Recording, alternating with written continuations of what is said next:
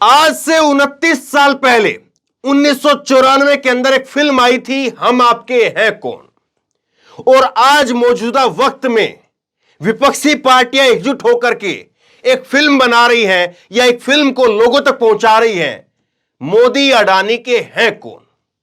यह सवाल खड़ा किया जा रहा है और इस सवाल के जरिए कहानी लोगों को दिखाई जा रही है कि देखिए ये मोदी अडानी के हैं कौन, जो जमीन से लेकर के आसमान तक सब कुछ अडानी के हवाले कर दिया गया। लेकिन जब पिक्चर इतनी बड़ी बनाई जा रही है जिसमें 18-19 विपक्षी पार्टियां शामिल हो गई है, एकजुट होकर के एक स्वर के अंदर जेपीसी की मांग करने लगी, तब दूसरी पिक्चर खड़ी की गई। और इस पिक्चर के अंदर सबसे बड़ा रोल दिया गया शरद पवार का। उसी खेमे से, विपक्षी खेमे से ही निकाल करके शरद पवार को खड़ा किया गया और एक इंटरव्यू की खूब जोर शोर से चर्चा है। उस इंटरव्यू को लेकर के, वो इंटरव्यू जिसने किया उसको लेकर के, उस इंटरव्यू से जो हेडलाइन निकाली गई उसको लेकर के, जो अलग अलग अखबारों की सुर्खियां बन रही है उसको लेकर के, एक एक करके आप पर दर पर सुनते चले जाइए। आप कहेंगे कि वाकई ये हम आपके हैं कौन इतनी भारी पड़ रही है, या ये मोदी अडानी के हैं कौन जो विपक्ष आरोप लगा रहा है वो इतना भारी पड़ रहा है कि देखिए शरद पवार को सामने लाया गया। और शरद पवार के सामने आने का मतलब क्या है, एक एक करके मैं सारे पहलू आपके सामने रखूंगा। सबसे पहले जिस इंटरव्यू की बात हो रही है वहीं से शुरुआत करते हैं। यह इंटरव्यू लिया है एनडीटीवी के द्वारा और एनडीटीवी पर संजय पुगलिया ने यह इंटरव्यू लिया है। यह तस्वीर जरा आप देखिए, शरद पवार की और यह तस्वीर जो है वो संजय पुगलिया की तस्वीर, आप दोनों की तस्वीर आप देख रहे हैं। और इस पर जो है वो बताया जा रहा कि एक्सक्लूसिव जो है वो हिंडनबर्ग केस में सुप्रीम कोर्ट की कमेटी अहम है, इस बात को जो है हेडलाइन के साथ में यहां पर दिखाया गया है। लेकिन सबसे पहले संजय पुगलिया पर ही बात करते हैं, फिर शरद पवार पर बात करेंगे। संजय पुगलिया को लेकर के जनसत्ता की खबर आप देखिए। परिणय रॉय को हटाया गया, उस वक्त में संजय पुगलिया को एनडीटीवी के नए डायरेक्टर के रूप में बनाया गया था। अब देखिए परिणय रॉय को हटा करके इनको लाया गया और ये उससे पहले अडानी का एक तरह से पूरा मार्केटिंग का काम जो है वो इनको जिम्मे था, सीईओ बन गए थे वहां पर। तो सोच लीजिए अब कि ये जो इंटरव्यू लिया एनडीटीवी अब किसके पास में है, अडानी के पास में है। एनडीटीवी जो कि अडानी के पास में है, एनडीटीवी के ऊपर जिसने इंटरव्यू लिया वो अडानी का सारा काम धाम जो है वो देख रहे हैं। अडानी की तरफ से जो है सीईओ है, एनडीटीवी के नए डायरेक्टर हैं, उनकी तरफ से इंटरव्यू लिया गया। तो पहली बात तो यहां पर खत्म। अब दूसरी बात शरद पवार को लेकर के, जरा 2-3 तस्वीरें देखिए, बड़ी वायरल हो रही है। एक जरा ये तस्वीर देखिए, ये तस्वीर आप देखिए और इस तस्वीर के अंदर जो है वो शरद पवार बैठे हुए हैं और गौतम अडानी साहब बैठे हुए हैं, ये बताया जा रहा है। और ये तस्वीर आप देखेंगे तो तस्वीर काफी पुरानी बताई जा रही है, याराना काफी पुराना बताया जा रहा है। एक और तस्वीर देखिए, एक और तस्वीर देखिए और इस तस्वीर के जरिए जो है वो आप देखिए कि कैसे जो है वो चश्मा पहन करके अडानी साहब जो है पीछे पीछे चल रहे हैं और शरद पवार आगे आगे। और उस वक्त में सिक्योरिटी भी कुछ भारी नहीं लग रही है क्योंकि बहुत पुरानी की तस्वीर जो है ये रही होगी। और शरद पवार, उनकी सेहत भी आज के मुकाबले उस वक्त में काफी सही है।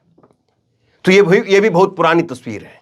तो शरद पवार का और अडानी साहब का वो भी पुरानी दोस्ती है, पुराना याराना है। दूसरी बात यहां पर हो गई। अब आते हैं इंटरव्यू की बात कही गई क्या, उसको लेकर के जो हंगामा हो रहा है वो क्या, और इस इंटरव्यू के जरिए जो हेडलाइन बनाई जा रही है वो क्या। दरअसल इस इंटरव्यू में, पूरे इंटरव्यू को अगर आप देखेंगे तो सिर्फ दो बातें जो है वो बड़ी बना करके पेश की जा रही है। पहली बात तो ये जो शरद पवार के द्वारा कही गई कि अडानी को लेकर के जो रिपोर्ट आई है वो विदेशी कंपनी हिंडनबर्ग की एक रिपोर्ट है। उस रिपोर्ट को लेकर के हम विश्वास क्यों करें, उस रिपोर्ट को लेकर के हम हंगामा क्यों खड़ा करें। पहली जो बड़ी बात है जिस पर विपक्ष राजी नहीं है, जिस पर विपक्ष खुद सवाल उठा रहा है, पहली बात ये। और दूसरी बात उनकी तरफ से कही गई कि सुप्रीम कोर्ट की कमेटी जब जांच कर रही है तो जेपीसी की मांग पर क्यों अड़ना। ये दोनों बड़ी चीजें हैं जो विपक्ष लगातार चाहता था। और शरद पवार, जो कल मैंने खबर आपको बताई थी, और कल मैंने जब खबर बताई थी तो मैंने कहा था कि इसमें शरद पवार का चेहरा मैं रखूं या ना रखूं, और फिर उसके बाद में खबर आ गई। तो शरद पवार जो है वो इन दो बातों को कह गए। अब इन दो बातों को कैसे पेश किया जा रहा है अलग अलग खबरों के जरिए, वो उसको आप समझिए ये आप देखिए। और फिर शरद पवार ने कैसे जो है फिर और जो कुछ कहा है वो भी बयान में आपको दिखाऊंगा, तो कैसे इस चीज का क्या असर पड़ेगा उसको भी आप समझिए। शरद पवार की तरफ से जो है वो आप देखिए दो जो बातें कही गई है उनको कैसे जो है वो हेडलाइन के जरिए पेश किया जा रहा है। ये आप देखिए, जनसत्ता की खबर देखिए, अडानी मामले पर कांग्रेस से अलग है शरद पवार की राय, जेपीसी पर बोले 21 में से 15 सदस्य सत्ताधारी पार्टी के होंगे। शरद पवार साहब इस बात को कह रहे हैं कि ये जेपीसी की जरूरत क्या है, इस जेपीसी से निकलना क्या है, और इस जेपीसी में तो जो है 21 में से 15 सदस्य वो खुद बीजेपी के होंगे, चेयरमैन बीजेपी के होंगे, तो ये जेपीसी से होने वाला क्या है।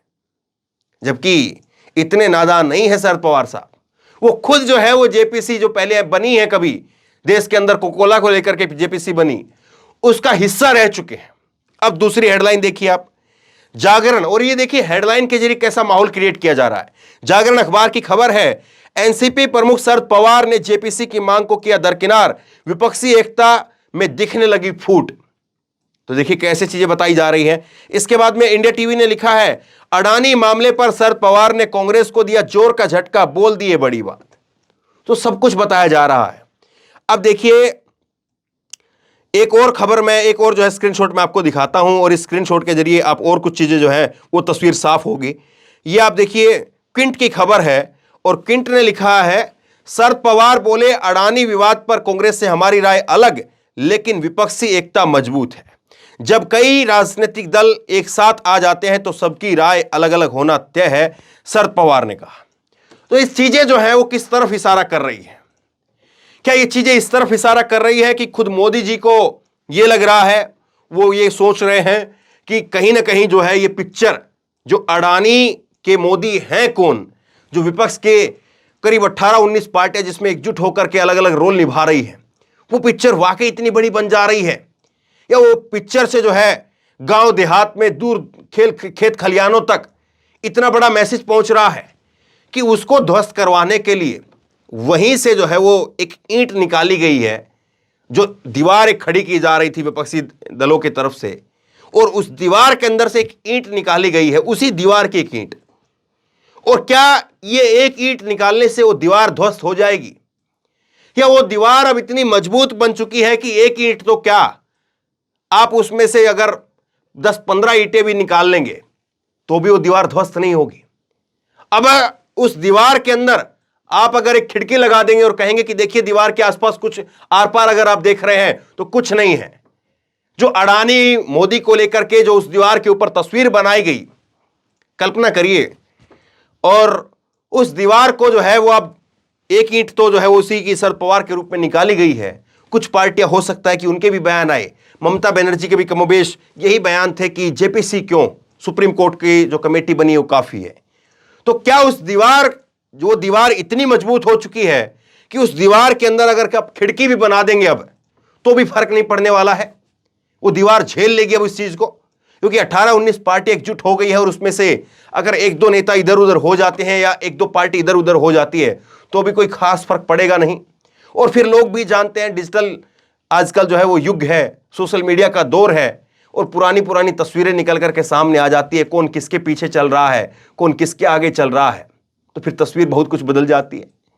तो सवाल जो है वो यही है कि कैसे जो है एक सेंधमारी की कोशिश हुई है, और क्या इस सेंधमारी से वाकई जो है विपक्ष के अंदर फूट, दरार पैदा होगी, या पब्लिक के अंदर मैसेज एक इतना बड़ा जा चुका है और उल्टा अब जो शरद पवार ने जो कुछ कहा है उसके जरिए एक उल्टा अंडरकरंट ये जाएगा कि देखिए खलबली तो मची हुई है, अंदर खाने तो डर मचा हुआ है, और इसीलिए शरद पवार जैसे बड़े चेहरे को सामने ला करके ये सारी बातें कहलवाई जा रही है। अब ये तो समय बताएगा कि कौन किसकी बातों पर कहां पर यकीन करेगा, लेकिन जो दिख रहा है वो साफ साफ उतना है नहीं। जो दिख रहा है उसके पीछे, उसके नीचे बहुत कुछ है। टटोलेंगे, खंगालेंगे तो बहुत कुछ निकल करके सामने आएगा। तो बहरहाल शेयर कीजिए, और आप क्या समझते हैं शरद पवार को लेकर के, शरद पवार ने जो बातें कही हैं, कितना उस पर विश्वास लोग करेंगे, आप करेंगे, या अभी भी आपको लगता है कि जिस तरह से विपक्ष अडानी के मुद्दे को लेकर के खड़ा हुआ था, डटा हुआ था, वो उसी तरह से खड़ा हुआ रहेगा, डटा हुआ रहेगा, और क्या रहना भी चाहिए? आप क्या सोचते हैं नीचे कमेंट बॉक्स में अपनी राय जरूर दीजिए। इस वीडियो को खूब शेयर कीजिए और इसी तरह तमाम खबरों के लिए ऑनलाइन न्यूज इंडिया को सब्सक्राइब कीजिए, साथ में जो बेल आइकन है घंटे उसको जरूर दबाइए, ताकि जैसे कोई खबर अपलोड करें उसकी नोटिफिकेशन सीधे सबसे पहले आपको मिल सके। धन्यवाद। इस खबर को अभी लाइक करें, शेयर करें, अभी चैनल को सब्सक्राइब करें और घंटी जरूर दबाएं।